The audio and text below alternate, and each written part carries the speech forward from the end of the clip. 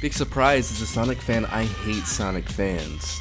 I'm not saying that to be edgy or to even necessarily antagonize the Sonic community, but I do think they focus their efforts on the wrong things constantly. When it comes with Sonic, I think your real enemy is going to be Sega itself, and I don't know why that's kind of a hard concept for a lot of people to understand. And again, I'm not saying that to antagonize anybody. But for as long as Sonic Team has been around, it's been composed of people that are very obviously and very clearly passionate for the franchise and the characters. Sonic Team still has people that were very integral for the development of some of the greatest Sonic games we've seen, some of the most ambitious ideas, and some of the greatest soundtracks we've heard. As a studio, they always take every opportunity available to them to take these characters and this IP and this franchise and push them past boundaries I've never seen them push. Some of the ideas that we see from this franchise are so ambitious, and you can tell that they're putting their all into it. I know it's very arguable, but I can't think of anybody more passionate for this blue rodent than Sonic Team themselves. Unfortunately, Sega, not so much. Sega does not care about you, they do not care about Sonic Team, they don't care about the fans, they don't care about Sonic. With Sega, you can never expect the game that you've always wanted or dreamed of or even didn't know you wanted, because they're not gonna give it to you. No.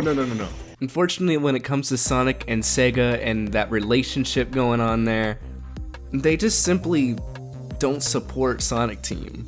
I've said this for a very long time, and I've been thinking this especially recently after I watched a couple videos from Jay's Reviews, and shout out Jay's Reviews, I love that guy's videos. You don't know who I am, but I know who you are. Sonic 06 completely tanked anything Sonic had going for it. Unfortunately, that is just the case. We have to deal with that burden now. Sonic 06 definitely had something going for it, and it's sad to see how Sonic 06 turned out, because you can tell that Sonic Team was putting everything into that game, and then it came out the oven half-baked. Hot on the outside, cold on the inside. And slowly since then, Sonic Team, it's had its budget slowly decreased, it's had its manpower slowly decreased, it's had more and more limitations.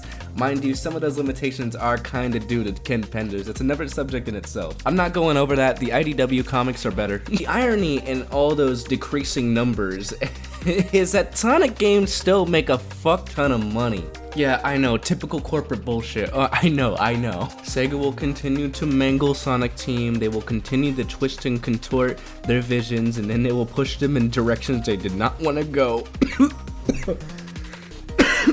Jesus.